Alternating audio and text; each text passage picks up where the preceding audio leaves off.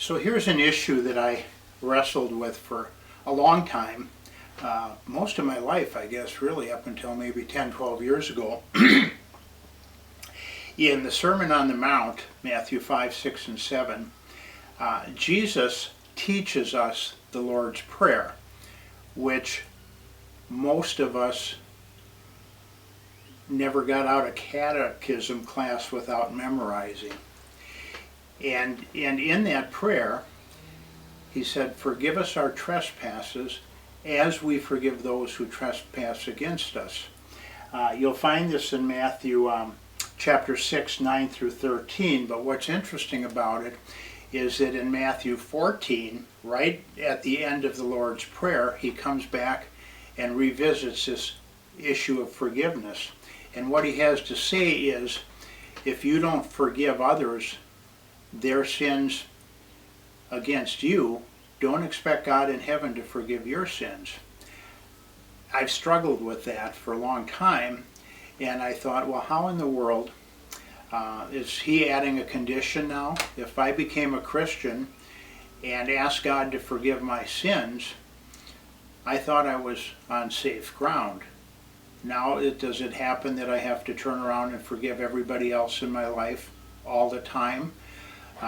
Or I'm not on safe ground as a Christian and in danger of not being saved? So this is something that I wrestled with, but I came to terms with it in the context of my Christian walk and the Christian walk I observe in a lot of other people, whereby we become Christians, we are adopted by God and are forgiven and have some assurance that we're going to stand before Christ and inherit heaven rather than eternal damnation in hell.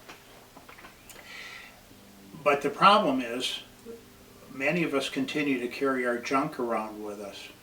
We're saved, but we're never free because we're still entangled in our sin nature and the habits and things that have controlled our life.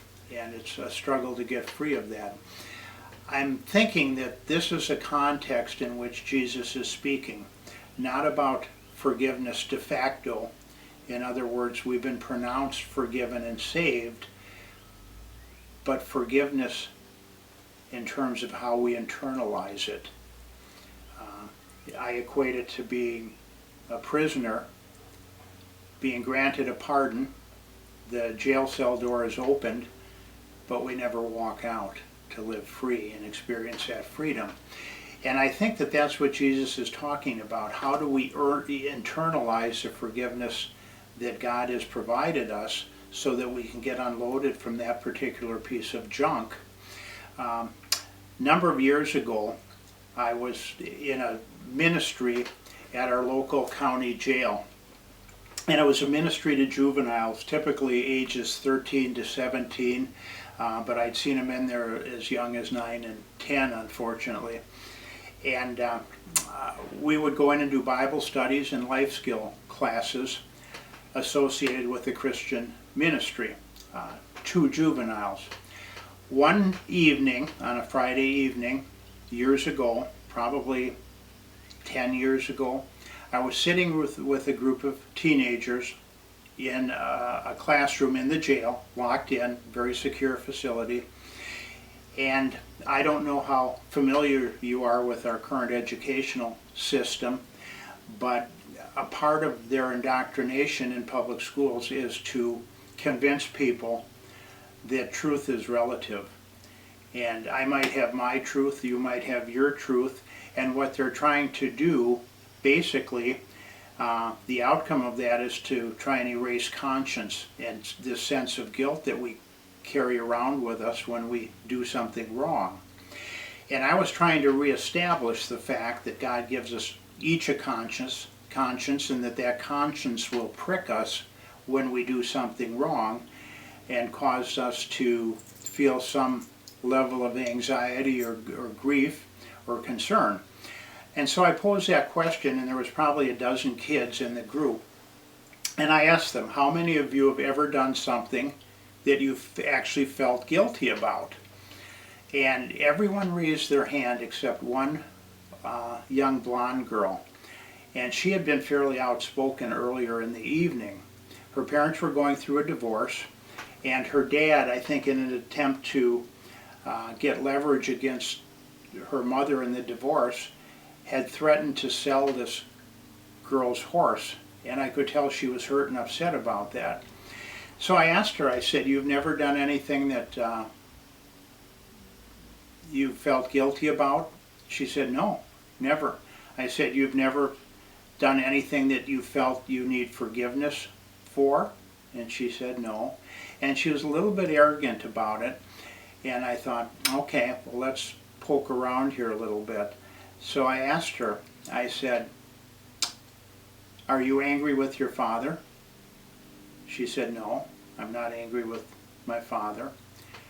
There's anger in the heart of almost every divorce, and hurt, by the way. You can't break up a household without damaging your children. So I knew she was denying or putting up defenses. So I asked her, I said, "Here's a question for you. You don't feel guilty about anything, but let's say you make a decision to forgive your dad, whether you think you're angry with him or not. You are. It's written all over your face when you talked about your horse. What would happen if you make the decision to forgive your dad? At the end of the day, who would you end up forgiving?" I could have hit her on the side of the head with a 2x4 and not gotten a more startled response. She looked like a rabbit that had just been shot at and missed. She was looking around for any way out of that room because I hit a nerve. And so I asked her again.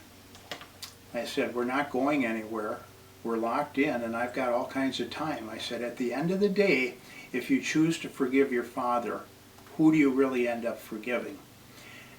And she tried one more time to not answer, and I just looked at her. I said, "Look, we're not going anywhere, and I know the answer, and I know that you know the answer, so I'm going to ask you one more time. If you choose to forgive your father, at the end of the day, who do you forgive?" And she broke out crying. The tears started welling up, and then she started sobbing and put her face down on the table. This is a true story, and she probably cried sobbing for 3 or 4 minutes before she got herself under control. And she said, "I end up forgiving myself."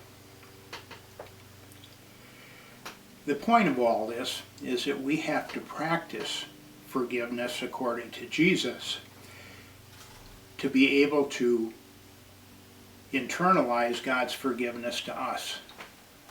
We can be forgiven, but that doesn't mean we live free if we can never put down our scorecard and learn to forgive ourselves. And the way we do that is by not keeping score on other people. Forgiveness is a choice.